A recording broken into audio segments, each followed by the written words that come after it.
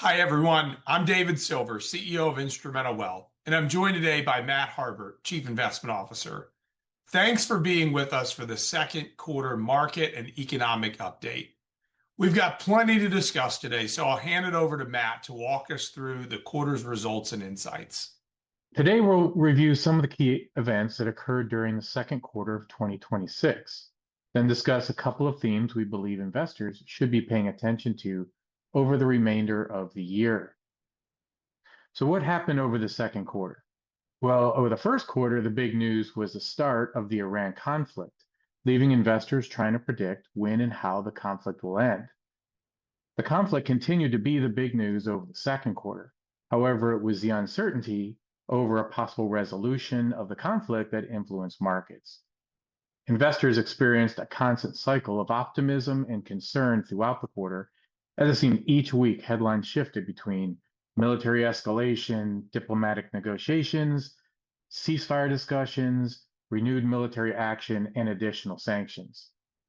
Markets responded accordingly, often moving higher or lower based on the latest headline, before reversing course only days later. And although these market reactions were significant, these numerous head fakes do underscore the fact that sometimes it's just best to ignore the headlines. That said, the primary concern of the conflict remained the same throughout the quarter. As the conflict progresses, will it disrupt energy markets enough to reignite inflation? So far, those fears have not been fully realized, but the possibility remains an important risk moving forward. While geopolitics dominated the headlines, another significant development occurred more quietly in the background. On May 22nd, Kevin Warsh replaced Jerome Powell as chairman of the Fed. Changes in Federal Reserve leadership are notable because investors don't simply react to current interest rate decisions. They are constantly trying to anticipate future policies and how those may impact the markets. This creates two important questions. What type of policies will the new chair champion, and how will the new chair communicate these policies? Well, these questions are even more important right now because economic data is so mixed. Inflation has proven more persistent than many expected, particularly with the Iran conflict driving fears in energy prices. And both employment and consumer spending have slowed down, but continue to be relatively healthy. These conditions argue for maintaining restrictive policy or even raising interest rates, particularly if inflation were to accelerate again. With the new Fed chair, there is uncertainty around how the Fed will view different economic environments and what policy will look like going forward. Adding to that uncertainty is there is some concern the Fed will become less transparent in their communication of their views. Several comments from Federal Reserve officials have suggested the possibility of providing less information publicly, even hinting at the possibility of discontinuing the dot plot data. Why does the dot plot matter? Well, the dot plot data is a table showing each Fed member's opinion of where interest rates should be over different time periods. And for years, investors have relied on this to better understand how the Federal Reserve officials expect interest rates to evolve over time. And while investors should not look at this as an exact path of interest rates, it does provide valuable insight into the committee's thinking. Some members have recently suggested that the dot plot may no longer provide the clarity it once did.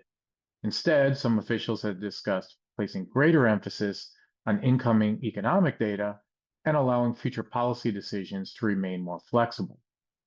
While that approach does give the Fed greater flexibility, it also gives investors less guidance. This would require markets to rely more on guessing what Fed members are thinking, and as a result, we could see greater volatility in the rate markets as investors continuously try to reprice future policy. The final story worth highlighting from the second quarter was how international markets compared to US markets. For the second quarter, US equities outperformed other developed international equities.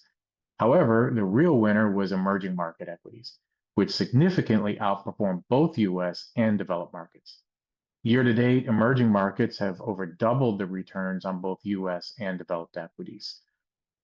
And there are a few likely factors driving this performance. One is artificial intelligence. While the US has a solid AI infrastructure supporting its markets, many emerging countries are deeply integrated in AI supply chains. For example, Taiwan in semiconductors, South Korea in memory chips, and China in infrastructure. Also, there was commodity strength. So many emerging markets are heavy commodity exporters. Strong commodity performance has been a boon to emerging markets.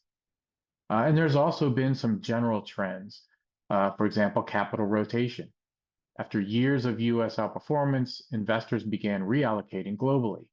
As concerns about US valuations increased, capital flowed into places like emerging markets where valuations were more attractive. And also, economic growth, just in general, has been faster in many of these emerging countries. So, looking ahead, geopolitics will remain one of the biggest sources of uncertainty. We expect the news to continue to seesaw back and forth between possible resolution and escalated tensions in the Iran conflict. We think that this will mean markets will remain highly volatile and unpredictable until a resolution is finally agreed upon. And how energy prices respond will also be an important factor. As long as global oil supplies remain relatively stable, markets may become increasingly willing to look through the tensions in Iran. However, any event that significantly disrupts energy production could quickly add to more inflation fears. With the change in Fed leadership, we're also paying attention to what type of Fed we will have. Current economic data presents a difficult challenge. Inflation remains above the Federal Reserve's long-term objective, with both labor and consumption remaining relatively healthy. Historically, those conditions would argue for tighter policies. But the consensus seems to be that this new Fed will be less inclined to raise rates. But we will need to get a few meetings under our belt to get a better sense of how hawkish or dovish they are. Another big question going forward is not only where they stand on policy, but whether they intend on becoming less transparent and how they communicate their views and future decisions. If this new Federal Reserve places less emphasis on giving forward guidance, resulting in investors receiving less information, we expect there will be increased volatility in the rate markets. That then would influence borrowing costs, ultimately affecting equity valuations as well. So how the Federal Reserve decides to communicate may become almost as important as Federal Reserve policy itself. Dave, I'll turn it back over to you. Matt, that's really great. So to wrap this up, let me pull together the key themes from the quarter. First, geopolitical uncertainty remained one of the defining characteristics of the second quarter.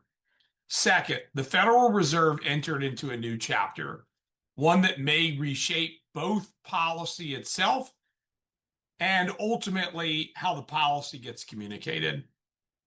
Third, emerging markets really benefited this quarter, both from higher commodity prices and from how deeply they've become integrated into the AI supply chain.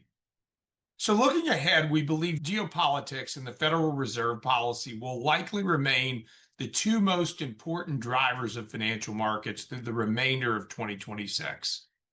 Now, while uncertainty remains elevated, I want to be clear that our investment policy has not changed. Rather than trying to predict every headline or every policy announcement, we continue to believe that maintaining a diversified portfolio, one designed to perform across a variety of different market environments, remains to be the most sound long-term approach. So if you're watching this and you have questions around this content, or you'd like to talk through what this means for your own situation, we'd encourage you to hop on our website at instrumentalwealth.com, schedule some time with one of our advisors. You can also message us through social media. We'd love to have a deeper conversation with you around this. And thanks everybody for watching, and have a great day.